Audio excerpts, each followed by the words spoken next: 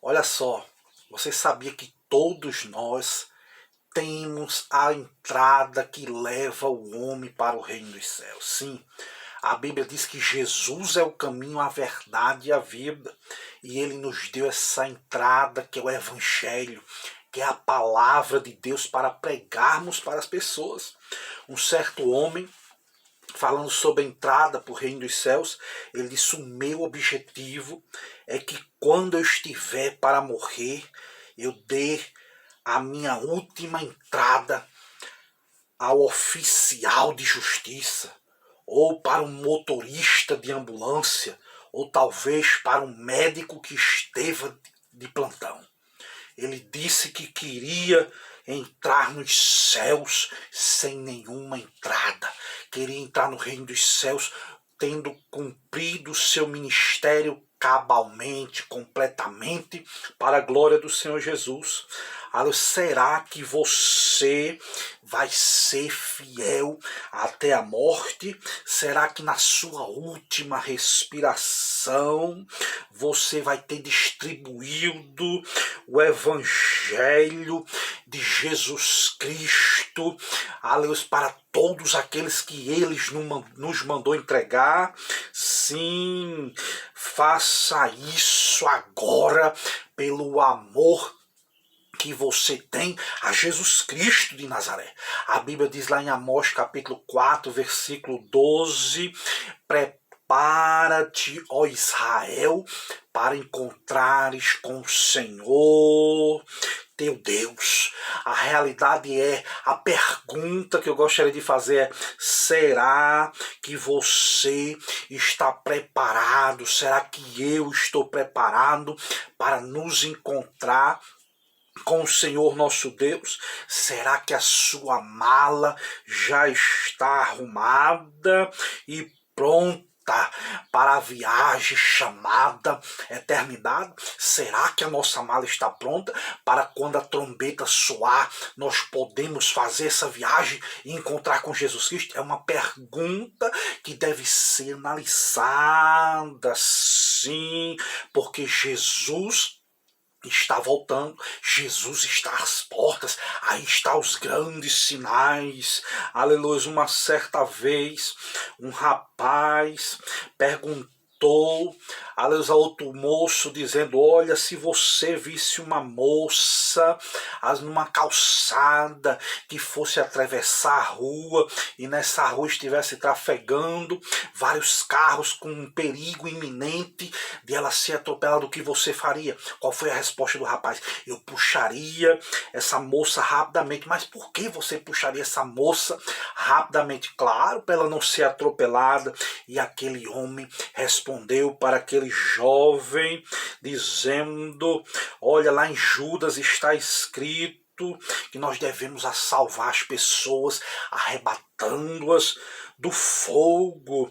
Se nós estamos prontos para puxarmos alguém do perigo de ser atropelada, de um perigo terreno, de um perigo efêmero, de um perigo passageiro, porque não deveríamos puxar também as pessoas para longe do perigo do inferno? Que coisa tremenda esta palavra.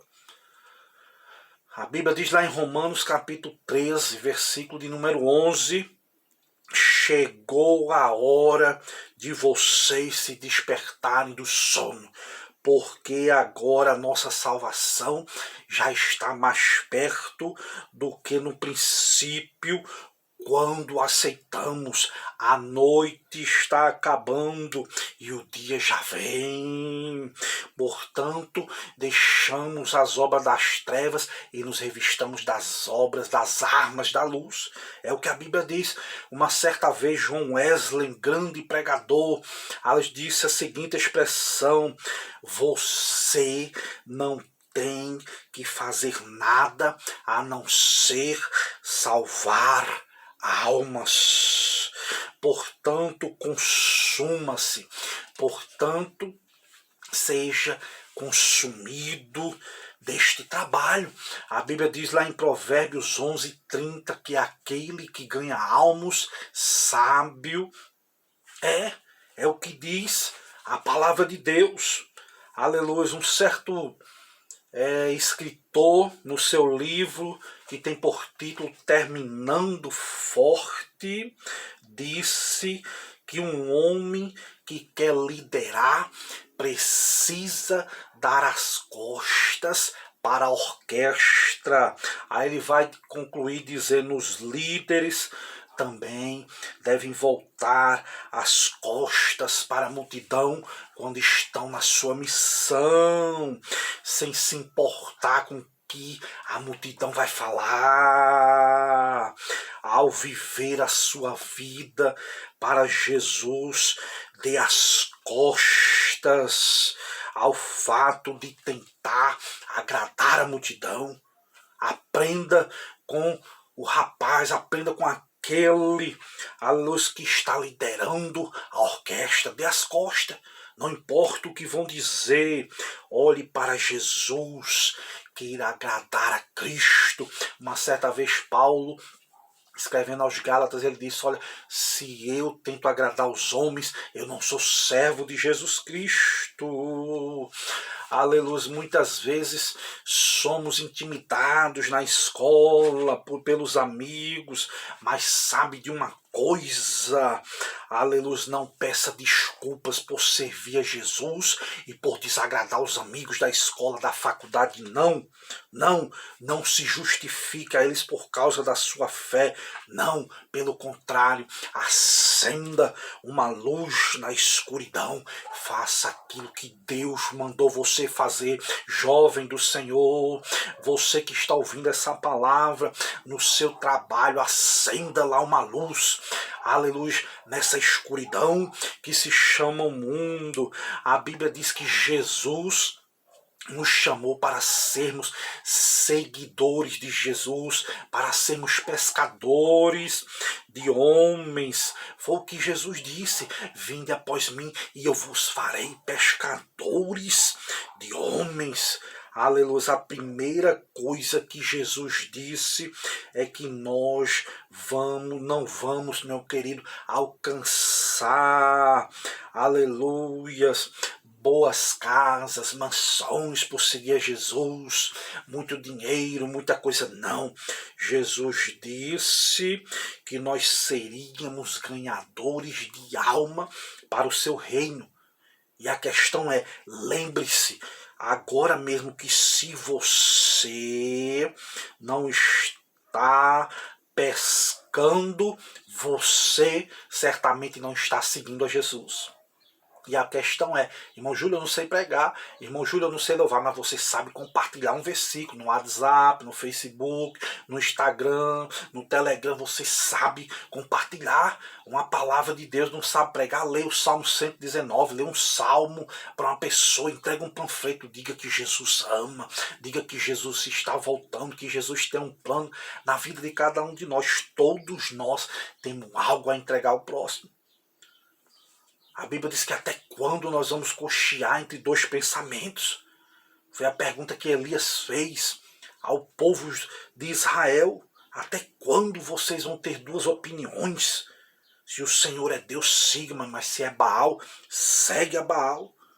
E a Bíblia diz que o povo não respondeu uma palavra. O povo se calou diante de Elias, porque Elias sabia o Deus que servia. A Bíblia diz lá em 1 Coríntios 9,16, Paulo vai dizer: embora eu prego o evangelho, eu não tenho do que me orgulhar, porque a mim é posta esta obrigação, e ai de mim se eu não pregar o evangelho. As palavras do apóstolo São Paulo. Lá em 2 Pedro 3, versículo de número 9, a Bíblia diz: o Senhor não retarda, o Senhor não demora em cumprir a sua promessa, como alguns julgam, não. Ao contrário, Ele é paciente com vocês, não querendo que ninguém se perca, mas que todos cheguem ao arrependimento. É da vontade de Deus salvar as pessoas. Jesus não morreu de modo parcial por alguns, não. Jesus morreu por toda a humanidade. O apóstolo Paulo diz uma palavra forte em Romanos capítulo de número 10, versículo 1. Irmãos, um bom desejo do meu coração e a oração que eu faço a Deus por Israel é para que eles sejam salvos. Romanos 10, 1.